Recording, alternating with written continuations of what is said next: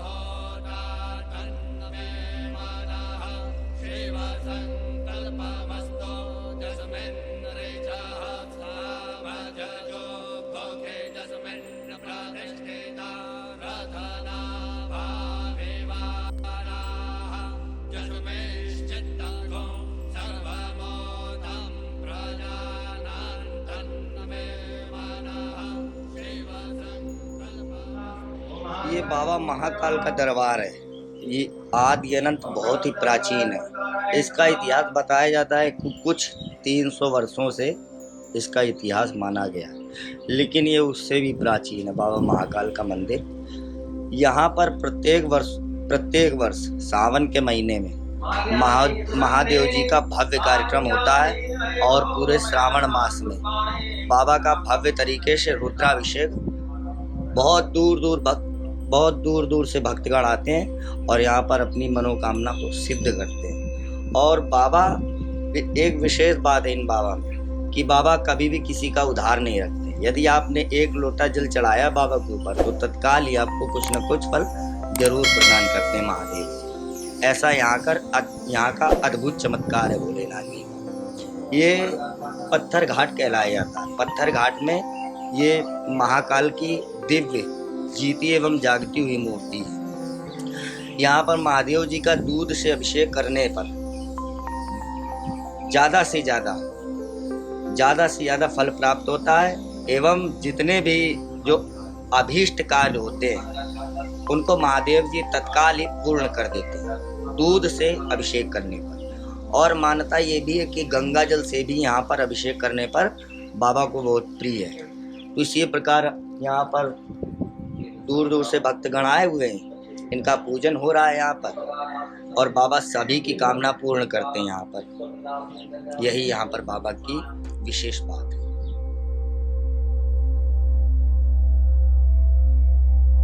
बाबा के द्वार पे मत्था टेकने के बाद हम लोग निकल पड़े ब्रह्मावर्त घाट पे, और वहां देखा हमने वो शिवलिंग जिसे कभी बालू से बनाया गया था।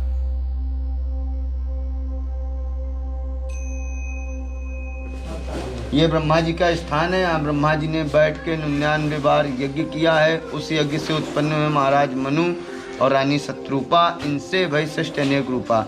श्री हरि के आदेशानुसार ब्रह्मा जी ने यहाँ पे बैठ के मनुष्य सृष्टि के लिए तपस्या की है, और प्रथम जोड़ा महाराज मनु और रानी शत्रुपा को उत्पत्ति की है, और इसको ब्रह्मा जी की खूंटी के नाम से जाना जाता है। यह तीर्थ 4 नामों से भी जाना जाता है: उत्पलारण, बृहस्पतिपुरी, ब्रह्मावर्त, बिठूर, और यह पृथ्वी का मध्य स्थान भी माना गया है। साल में इनके नाम से 40 मेले लगते हैं।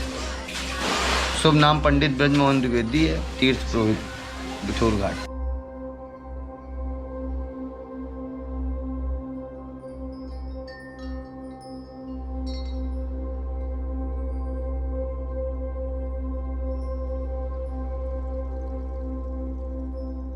तो अगर आप भी बिठूर घूमने आ रहे हैं और महारानी लक्ष्मीबाई जी की ये प्रतिमा देखना चाहते हैं तो थोड़ा बंदरों से सावधान रहिएगा। हो सकता है कि आपको यहाँ तक आते आते बंदरों से 2-4 होना पड़े। महारानी लक्ष्मीबाई जी को देखने के बाद हमने ब्रह्मावर्त घाट पर ही पुरातत्व संरक्षण को मिले लव और कुश जी के तीर देखे, और इसके बाद हम निकल गए ध्रुव टीले की ओर, जहाँ मौजूद है वो जगह जहाँ कभी ध्रुव जी ने तपस्या की थी। अब आप एंजॉय कीजिए आगे का वीडियो। हाँ, एक और बात, बिठूर सीरीज अभी खत्म नहीं हुई है, इसलिए चैनल को सब्सक्राइब करना ना भूलिएगा। मैं अब आपसे आगे के वीडियो में मिलूंगा।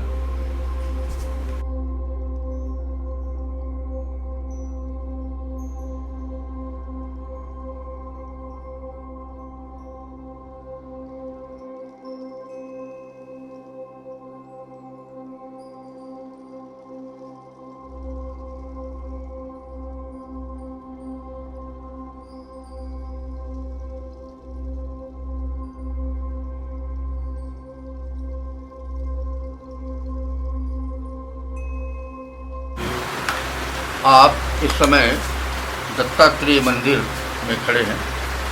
ये दत्तात्रेय मंदिर बाजीराव पेशवा प्रथम द्वारा इसका निर्माण कराया गया था सन 1701। छत्रसाल कन्नौज के राजा ने अपना एक पत्र लिखा बाजीराव पेशवा को। बाजीराव, बाजीजार, बाजीराव, यानी बाजीराव से कहा कि बाजीराव अब हमारी बाजी जा रही है, हम हार रहे हैं और हमारी मदद करें। तब वो वहाँ से बुंदेलखंड में उस समय उनका पूरा साम्राज्य था, वहाँ से वो आए, अपनी सेना के साथ युद्ध किया और बंगस नाम के मुगल बादशाह को हराकर छत्रसाल को उनका राज्य दिलाया, और वहाँ से फिर यहाँ बिठूर आया। और ये स्थान उपयुक्त समझते हुए उन्होंने मराठों के हिसाब से इस इष्ट मंदिर, मराठों के इष्ट देवता श्री दत्तात्रेय भगवान का इस मंदिर का निर्माण कराया, और अपने कुल गुरु विष्णुराव मोघे को यहाँ का अधिष्ठाता नियुक्त किया। तब से उनके वंशज चले आ रहे हैं। राजा राम पंत मोघे उनके पोते थे। उन्होंने स्वतंत्रता संग्राम सेनानी की लड़ाई नाना साहब के साथ लड़ी, और उन्हीं के पौत्र मधुकर राव मोघे वर्तमान में इस समय इसका संचालन और मालिक काबिज दाखिल यहाँ पर दिख रहे हैं। सन 1922-23 में ये जो सामने प्रांगण बना हुआ है, ये आगे मेन रूप से इसका टीला तो आगे है, परंतु ये उसका किनारा है, तो इसी पर ध्रुव ने तपस्या की थी। जो स्थान अब धीरे धीरे गंगा की धारा में कट गया है। जहाँ पर मूल रूप से तपस्या की थी ध्रुव जी ने, वहाँ एक मंदिर का निर्माण हुआ था और उसमें एक मूर्ति का स्थापना हुई। जब भगवान ध्रुव तारा में समावेशित हो गए उसके पश्चात, तब ध्रुव जी का मंदिर सन 1922-23 में जब गंगा रौद्र रूप में आई और वो बहा, तो वहाँ स्थापित मूर्ति को वहाँ से लेकर भारत सरकार द्वारा पुरातत्व विभाग के डायरेक्टर जो इलाहाबाद में बैठते थे, उन्होंने हमारे इस मंदिर को श्री लक्ष्मण राव मोघे को प्रदान की लिखित तौर से, जिसका सर्टिफिकेट हम लोगों के पास है, और उस मूर्ति की स्थापना यहाँ की गई। तब से लोगों के द्वारा इसे ध्रुव आश्रम भी कहा जाने लगा, क्योंकि ध्रुव जी की प्रतिमा यहाँ आ गई। वैसे मुख्य रूप से ये दत्तात्रेय मंदिर है, जिसके मोघे परिवार मराठों के समय से पूर्ण रूप से अधिष्ठाता है, मालिक है, काबिज है, वह इसकी देखरेख पूजन करते हैं।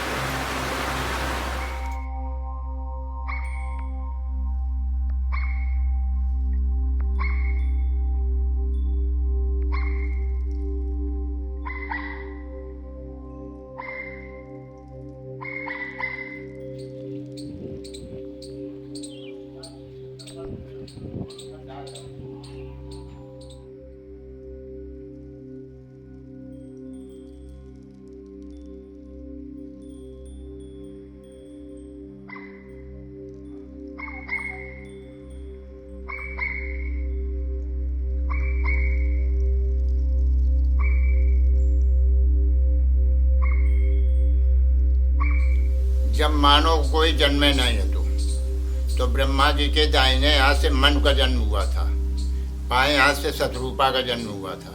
मन शत्रुपा दोनों जने पति पत्नी बने। उनके 3 कन्याएं थीं, 2 पुत्र थे। बड़े वाले पुत्र का नाम था उत्तानपाद, छोटे वाले का था प्रियव्रत। सारे भूमंडल में उनका राज था। यहाँ 19 बीघा का जो है किला बनवाया था उनके बड़े लड़का ने, राजा उत्तानपाद ने 19 बीघा का किला बनवाया था। यहाँ ध्रुव जी का जन्म हुआ। ध्रुव जी जो है उत्तानपाद के पुत्र हैं। यहाँ जो है ध्रुव जी का जन्म हुआ। 5 साल की उम्र में जो है ध्रुव जी वृंदावन जाके केवल 6 महीना तपस्या की, भगवान को प्राप्त कर लिया। भगवान ने अपने गोद में खिलाया। फिर भगवान के कथनानुसार यहाँ 36,000 वर्ष राज किया। 36,000 वर्ष के बाद जो है भगवान के धाम चले गए। आज भी ध्रुव तारा उत्तर में उदय होता है, सब प्रेस उनकी डेली परिक्रमा करते हैं। वो स्थान है। गंगा जी यहाँ काटती चली आ रही हैं जो है। यहाँ न किसी का ये मंदिर है, न कोई कमेटी है, न कुछ भी हो। हनुमान जी जिसको बुला लेते वही सेवा करते रहते हैं जो है। यहाँ कोई देखभाल नहीं है, न सरकार के तरफ से जो है और न इंसान के तरफ से।